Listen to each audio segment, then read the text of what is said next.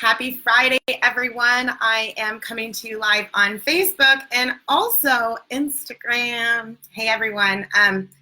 So my name is Fenyoe. I am a mental health therapist and best-selling author, founder of the International I'm Enough movement that just became a nonprofit, super exciting, as well as, what else am I? Host of the Blonde Bombshell podcast and I Am Enough TV, which I'm super excited about. That's going to be launching soon.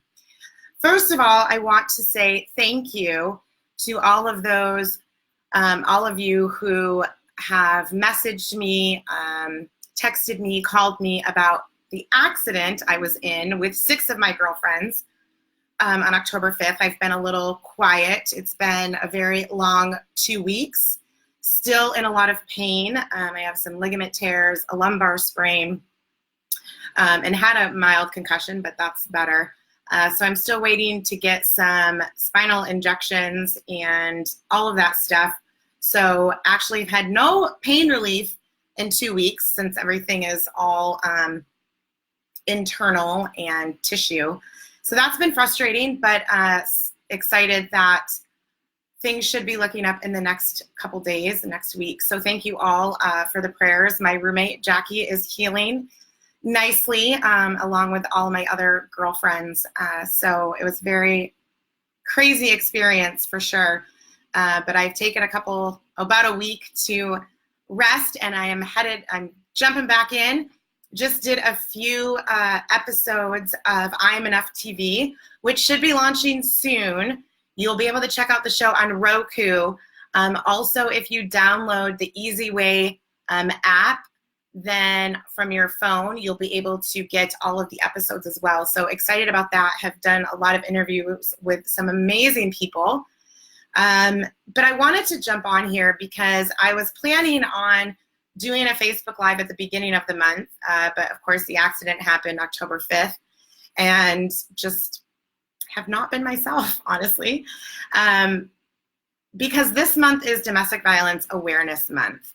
And it's something that's near and dear to my heart, which honestly, as a therapist, I've worked with a lot of domestic violence people that have been in relationships, but it really did not hit home for me until I was in my marriage. And a lot of you know my story, so I'm not going to overplay it, but I think it's important for the reason why I'm doing, this Facebook Live. But basically, I was married for 2.5 years. My ex-husband had an affair for 14 months of those 2.5 years.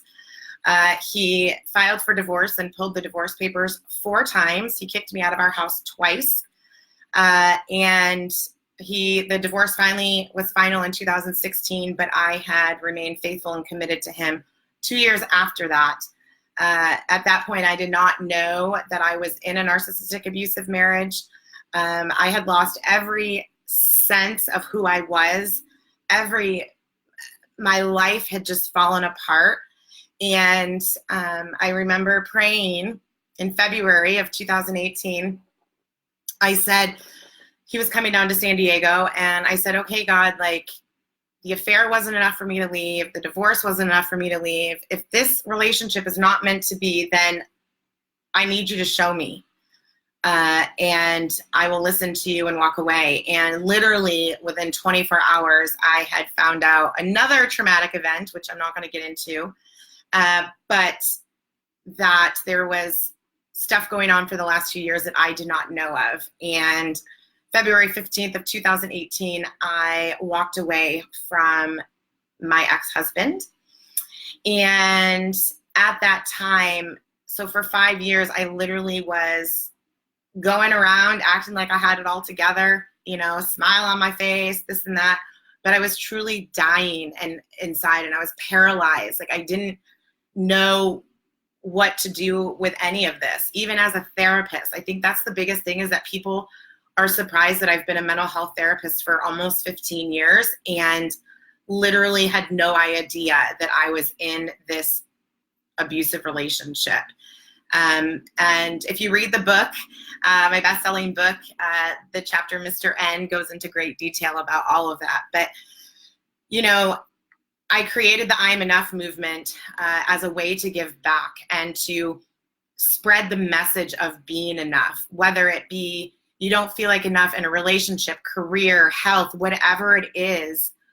Every single one of us have struggled with that phrase, every single one of us. And for me, it encompassed everything of my life. So it started when I was in elementary school. I have a learning disability. I don't know if a lot of people know that. I have an 8th grade reading level and an 8th grade math level. And my guidance counselor in high school told me and my parents that I should never go to college because I was never going to graduate. Yeah, right. Look at me now. No, I'm just joking. But yeah, I have my master's degree and I'm licensed as a therapist in 2 states. But that was kind of the defining moment of me not feeling like enough. And then a lot of other things that happened in my life. But honestly, in those 5 years, my ex-husband never told me I wasn't good enough. I created that story in my head based on his actions and his behaviors. And I didn't let the I'm not good enough for my ex-husband, let it just be that. I let it catastrophize into I'm not a good therapist, I'm not a good friend, I'm not a good daughter, I'm not a good sister, I'm not good anything, right? And so for 5 years, I was living this mediocre life. And honestly, it was not until I started writing my book, which was in February of 2018, right after I walked away from him, did I realize at that moment that I was in a narcissistic abusive marriage. Really, kid you not. I was writing and I was like, oh my gosh, it was crazy because I was doing research and all of this stuff. And I even had patients that I was seeing at the time that were in these type of relationships and I didn't even know. It was crazy. And so 1.5 years ago, that's where I started my journey of healing and all of my trauma work and getting comfortable with being vulnerable and sharing my story on Facebook Lives and in my book and on stages and all of the TV and radio and everything that I've done. And I want to say too, I talk about my ex-husband and my experience, but when I talk about narcissistic abuse, it's not just men, right? Like I actually have, since the movement has come out, I've actually had a lot of guys reach out to me and talk about their struggle with not being enough or being in a narcissistic abusive relationship. So I do want to give that thing.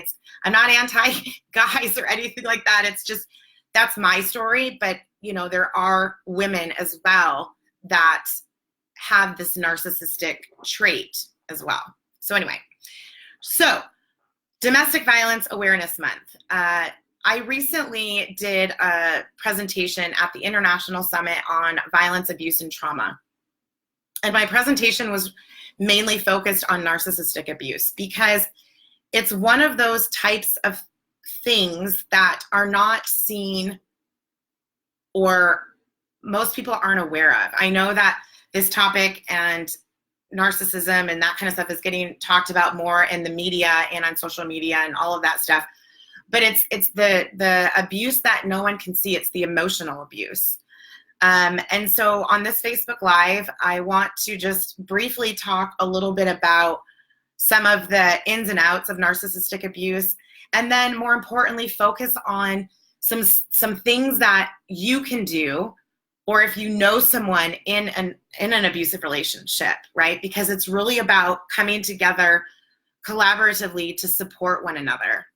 And so just briefly, there's 3 main things in narcissistic abuse, which the first one is idolizing, or what we call love bombing. So that is like grand gestures of like, kind of like the honeymoon period too, right? So like for me, like my ex-husband, we would go on all of these trips. He bought me this amazing, gorgeous ring. We had a huge wedding in Napa, a huge house, bunch of vehicles, this and that, right? And like, he idolized me. I was like the best thing that ever happened to him. You know, it was the craziest thing. And then when we got married, that's kind of when came from, and that's also known as gaslighting. So he became cold to me and distant, and the more that I tried to get closer with him, the more he would push back. And for me, that like caused me to go into some manic stuff. Like, why don't you love me? Why is it my fault? Like, I didn't, you know, all of this stuff. He was like my drug. It was the craziest thing. Like, the more he pulled away from me, the more I needed him to survive. And he he made me think I was crazy. And that is definitely the gaslighting, where a person makes you feel like it's all your fault. So I would do everything in my power, be like, if I just did this, he would love me more, right? Or this marriage would work. Every time he kicked me out of the house, that was him discarding me. And then he would ask for me back. That was him idolizing me. And I would go back and leave and back and leave, right? That is the cycle of narcissistic abuse, is the idolizing and the discarding, you know, and there's nothing worse in this world than being discarded by someone you literally thought was the love of your life, right? And it's heart-wrenching.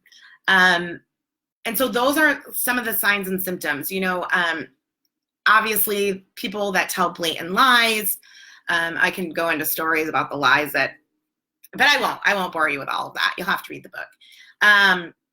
You know, blatant lies, there's this sense of egotism, you know, big ego, you know, everyone loves him. This is the other thing, is like, everyone loved my ex-husband, and they were shocked when they heard things that would happen, you know, and just literally, I cannot explain, you know, the craziness. And it was all internal, right? And all of the things that happened that he did were internal. And again, I'm not gonna lie that I had a lot of anger issues, because the more he pulled away from me, the more my abandonment issues surfaced.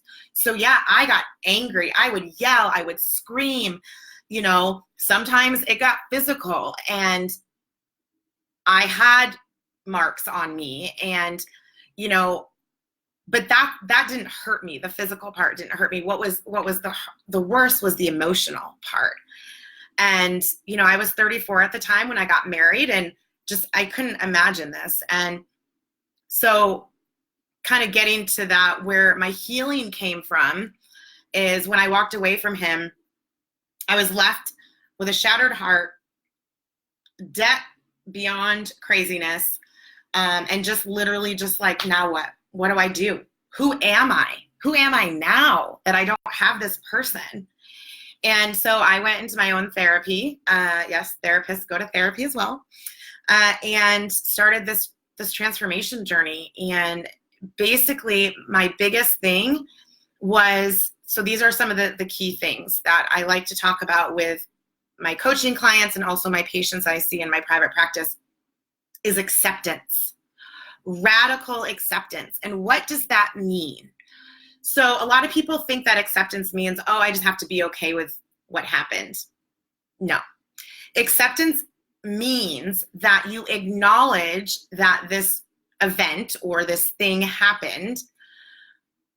You say it happened, but you don't have to be okay with it. So I say, yes, this happened with my ex-husband. It sucked. I hated it. I fell apart. I lost who I was. But that is in the past. I've accepted that that's happened, and I no longer want to allow that to control everything I'm doing. So again, to get to that point of radical acceptance, you really need a mentor or a coach or a therapist. It's really important, but that's where the change starts, right? Is that acceptance that it happened. I didn't like it. I hate it, but all I can do is move forward, right? Kind of same thing with this accident and my medical care right now. I'm really frustrated, but I can't focus on the fact that it happened. All I can do is advocate for myself today and be like, I need this medication because I can hardly sit, which, yeah, I can't sit that long. So I got to get going because, you know, the pain. But anyway, so that's the first thing, is acceptance and really learning what that means. And then the other part for me was I had to turn inside myself to heal. This was huge for me, because it wasn't about getting the closure from my ex-husband, because I was never going to get the closure from my ex-husband, he just wasn't going to give it to me. What I learned was that I had to find the closure of the person I became when I was with him. Whoa, that was like life-changing for me, because I was no longer that person. Even though I still felt like I wasn't enough, I knew that I could no longer be that person. So one of the things I had to do was dive deep into rediscovering who I am and rediscover my values, because every time we go through something that's life-changing, our values change. We change. This rediscovery process is something you have to do often. It's not just one time, it's often. And so when in that process, I was able to rediscover my values, which are now authenticity, integrity, and honesty. And although I'm human, right, because I'm a human, I do screw up a lot and I don't always honor those values. But that is a coping skill for me, is my values. Like, how are my actions, behaviors, decisions honoring my values of authenticity, integrity, and honesty? And so that is something that helps me believe that I'm enough, right? So the first step is acceptance. The second step is turning inside to do the work of healing.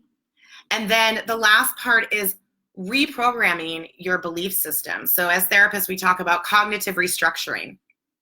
Big word, I know. And that was the big piece for me. Like, once I was able to reestablish my values and begin that hard process of rediscovering who I am, that is when I was able to change my belief system. And it's a lot of work. This stuff does not happen overnight. I've been blessed to be a therapist for so many years that I know these skills and sometimes use them and sometimes don't. But this is stuff that you can do, but it takes time. We literally are in control. We don't realize this. We are in 100% control of what we think, what we tell ourselves. No one else, nothing can take that control away. We actively have the ability to stay in the negative, stay in the past, future trip, I like to say, or live in the moment. And so, being at Domestic Violence Awareness Month, I am so passionate about wanting to help people change that belief of not being enough. And again, it doesn't have to be because you are a survivor of abuse. It could be anything: health, relationships, career, whatever, right? But for me, my heart and my passion are for those people that have moved from the struggle of domestic violence, narcissistic abuse, into their strength. And if any of you are out there right now listening or watching and are struggling with that, please reach out to myself or to another mentor, therapist, coach who can help you, because you are not alone. I'll never forget when I realized that I was in a narcissistic abusive marriage and I started doing research. Again, I know the diagnosis, it's in the DSM, but it just kind of was like in one ear, out the other. This is so prevalent in today's society. And I want to give a disclaimer too, that it's important. I was on a radio show yesterday and talked about the fact that sometimes the word narcissist and narcissistic abuse get thrown out there without people really understanding what it means, or that someone really truly is a narcissist. I mean, it's a diagnosis. So I want to give that disclaimer that be careful of throwing that out, right? Like in the world, or whatever, right? Like, those of us who have been in that type of relationship, we want more awareness to come to narcissistic abuse, and we don't want it to be taken lightly, because that phrase, that word is getting just thrown out there just because. So that's kind of my public service announcement. Okay, so this is where the I Am Enough movement comes into play. So reprogramming your belief system. I'm super excited to share that the I'm Enough movement is now a nonprofit, and we have hit 25 states and 11 countries. And what does that mean? That means that people have organically heard about the movement from either social media or a friend, family member, and have ordered the cards. So that doesn't mean that I've decided to like mail someone that I know in a state the cards to say, oh, I've got another state. No, 25 states and 11 countries, people have organically heard Instagram and Facebook. It says the word because with 3 lines. And basically what people do is they write why they believe that they're enough on the back. And they carry this card with them, or they have it in their bathroom, in their purse or whatever, so that anytime you struggle with being enough, you pull this card out. And this is what the cognitive restructuring is about. It's when you read this on the back of the card, it literally stops you from thinking that negative thought. And the more you read it and repeat it, then that is what's going to go into your mind. So I have these cards all over. I literally don't feel like enough sometimes, a lot of the times, even though I'm known as the I'm enough girl, and I have to practice this, right? Sometimes I have those intrusive thoughts, or some of the trauma symptoms come back that I experienced when I was with my ex, and I have to remind myself of this. So with it being Domestic Violence Awareness Month, I want to encourage each and every one of you to order the cards, reach out to someone, maybe you know, or maybe you don't know, and help spread the movement of being enough. I actually had someone tell me that she gets the cards and she gives them to homeless people on the street. I have someone else that gives them to her coworkers, someone else that gives them to her kids in her school.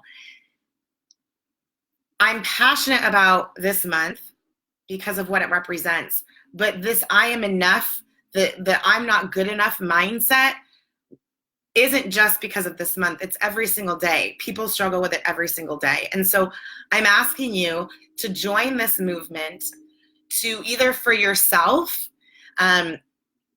if you need to start somewhere and you don't even know what to put on the card, you can simply write, I am enough because I got out of bed this morning. Because I remember years ago when I was in my marriage, I didn't know if I could get out of bed in the morning, right? And so if it's just that, like I'm enough because I got out of bed this morning, then that is amazing. Start there. So for Domestic Violence Awareness Month, I want to have as many of you join with me on this mission to spread the education and the knowledge about domestic violence, about narcissistic abuse. Reach out to me. I love to connect with people that have moved from their struggles into their strengths, that are supporting the movement. This is just the beginning of the I Am Enough movement, and just the beginning of my mission of spreading the message of being enough, and spreading the message and educating more people about narcissistic abuse. So again, this is a little bit longer than I thought it was going to be, but you know, those of you who know me know my passion and my purpose. So yes, a couple things. Be sure to follow the movement on Instagram. It's enough_movement_. You can see all the selfies from people all over the world holding the cards. You can go to my website, meganfenyoe.com, or IamEnoughMovement.info to order your cards. They're free. You get 5 of them for free. You can also score the I Am Enough shirts on the back. It's really cool. It says join the movement, but I can't show you the back. You know, get involved in something that you're passionate about, right? We're on this earth to help others, not to help ourselves. Every single day, I encourage you to do something that inspires or changes someone's life, because it's not about us.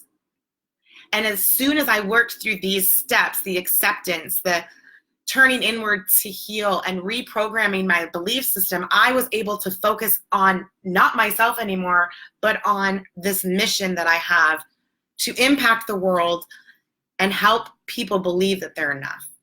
So thank you so much for all of you who have supported me and believe in me and this journey. I always want to be honest and authentic about what I struggle with, and knowing that I'm not perfect. But this month means so much to me, and I know so many others out there. So please join us in the movement. And again, the I Am Enough TV show will be launching soon on Easy Way Network. So you can download the app, Easy Way app on your phone, or you can also text the word Easy Way TV to 55678 to get the link to the show. It should be launching in the next week. Lots of exciting stuff coming up. But honestly, I need to spend the weekend, along with my roommate too, healing so that we can get out there and impact more people. So thank you again for all your prayers and support over the last 2 weeks. I would not be here without so many of you, and I just thank you from the bottom of my heart. Have a great weekend. Be safe, and never forget, you are enough.